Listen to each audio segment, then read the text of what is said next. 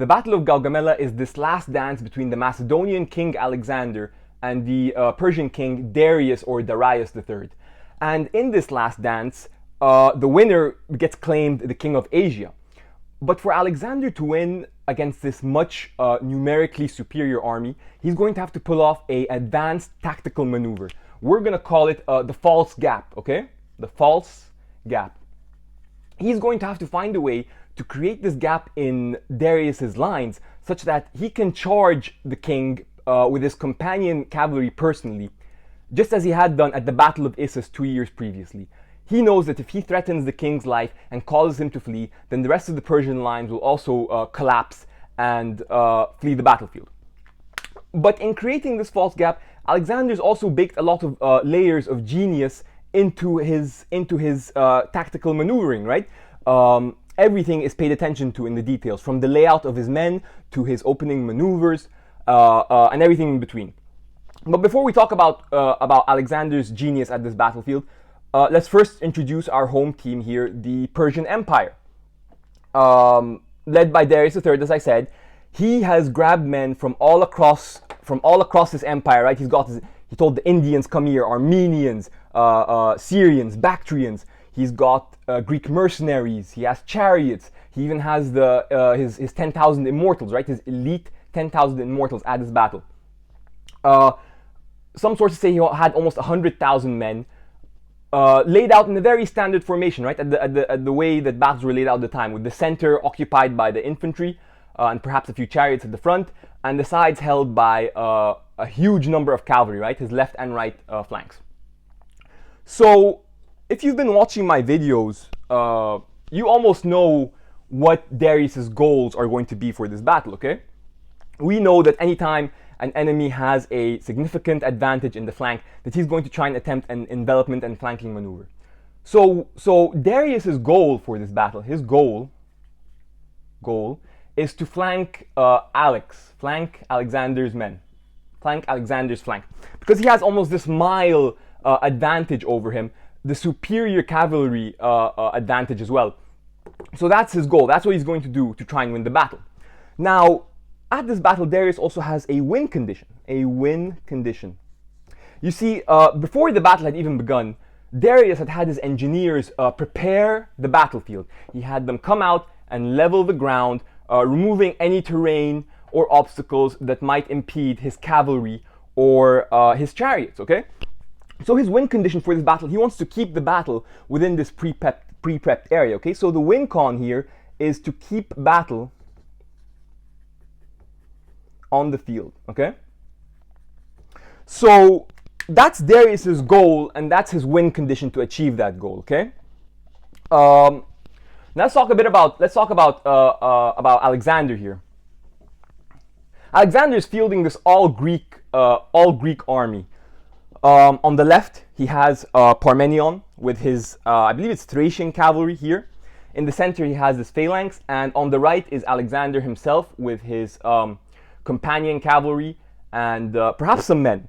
Now, a lot of the details of Alexander's army aren't that important really for the sake of this video, but I do want to talk about his about the Companion Cavalry. They're this proto shock troop cavalry that are fantastically well trained, fantastically well disciplined, and they're the stars of this battle, okay? This idea of the shock troop is something you see a lot in history, like the Polish Winged Hussars, the Knight Templars, even something like the World War I Harlem Hellcat, right? There are these units that can, they're this elite force that can charge amassed infantry. So they're really the stars of the show, and they're the unit you want to keep in mind here.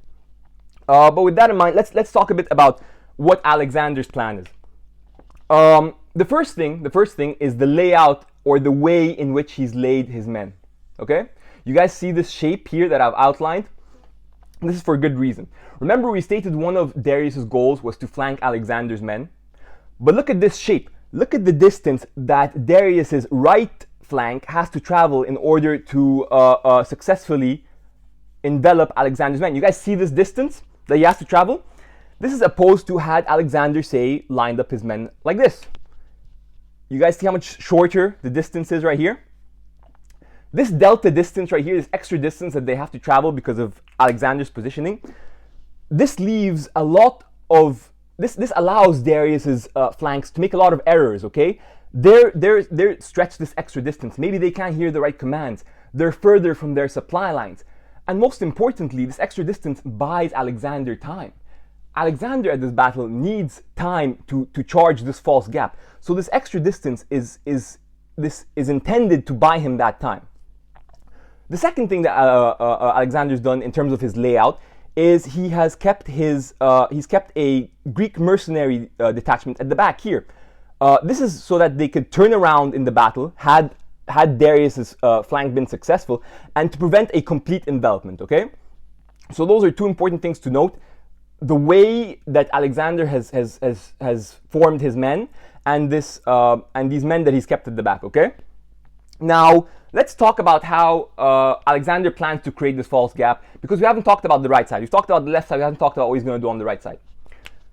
Alexander's whole plan to create this gap is to remove Darius's center and Darius's left flank, okay, our right side here.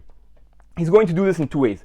The first thing he's going to do, he's going to give instruction to his phalanx to engage as such with the Persian center. He's going to tell them to move forward, drawing the Persian center into the battle, okay? That's the first thing. The second thing he's going to do is he's going to maneuver right, okay, with his Companion Cavalry and Greek cavalry. This does two things. The first is it forces Darius to act, okay? He doesn't want the battle to leave the field, as we said, right? And it's threatening his win condition. So that's the first thing it does. The second thing it does is that it creates the gap, okay? So we're gonna start this battle. We're gonna see how it plays out. The left side, as we said, led by Parmenion, comes under very heavy Persian engagement, okay? And for the rest of the battle, they're occupied. Alexander's left is occupied. In the center, his phalanx move forward and engage with the Persian center. Darius's cavalry, Darius's chariots are largely dealt with. Perhaps he sends some of his immortals forward. This is his center. At the same time, Alexander begins riding right, and Darius panics. He sees this, and he sends his own cavalry flank to engage with Alexander. Okay, he doesn't want him to leave the battlefield. He doesn't want to get outflanked. At this point of the battle, I think you guys can see the false gap I was telling you about. You guys see what Alexander's created here? You guys see this right here?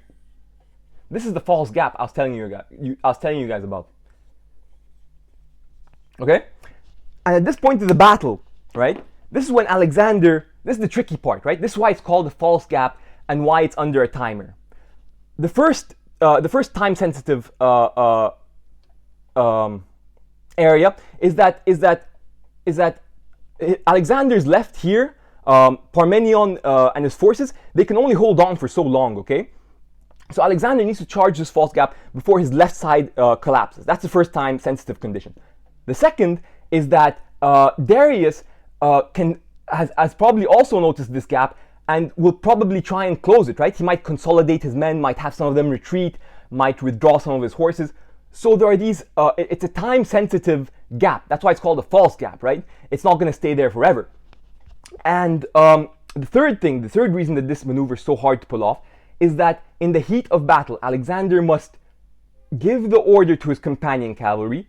They must, through the dust and blood and killing, reorganize, reform into their wedge formation and charge this gap, charge into Darius's bodyguards and deal the final blow. Okay, and I think this really speaks to what it means to have well-disciplined men, just like we saw at Pharsalus, you know, the way Caesar's legions stop and reorganize. You see something similar here again, great leader leading great men. So that's what happens in the battle. Alexander sees this false gap, he charges it, attacking Darius and his bodyguards, causing them to flee. And once Darius' center see this and his cavalry see this, they flee the battle, and it's pretty much over at that point. Alexander, instead of chasing Darius, comes back to help his dear friend Parmenion, his dear friend and general Parmenion, like this, and he becomes king of Asia. That's how the Battle of Gaugamela is won for him. I hope you guys got to see the creativity of Alexander. I hope you guys got to see a lot of the details. In a lot of sense, I think this battle shows why he was a great leader, being at the front with his men, right? He's the vanguard king. He sees the gap himself. He charges it himself. Versus Darius at the back. One interesting thing to note that I think highlights this quality of men again, like we saw at Pharsalus, is that some of the Persian center actually managed to escape through this gap that had formed in Alexander's line, and instead of flanking, instead of doing anything about the center, they go to Alexander's camp and loot it, right? So I hope this shows you this contrast in men, right? Alexander's fantastic companion cavalry who are able to form and listen to they trust their leader's command in the heat of battle, and they form their wedge formation and attack, versus the Persian center who are these men who have no loyalty to Darius, and rather than try and win the battle, they'd perhaps rather go and see to their own selfish needs. And that's the Battle of Gaugamela. I hope you guys enjoyed. Thank you so much for watching. I think any feedback and comments would be fantastic. I really appreciate it. The good and the bad, as long as it's constructive. I always look forward to it. And I'll see you guys next video. Thank you.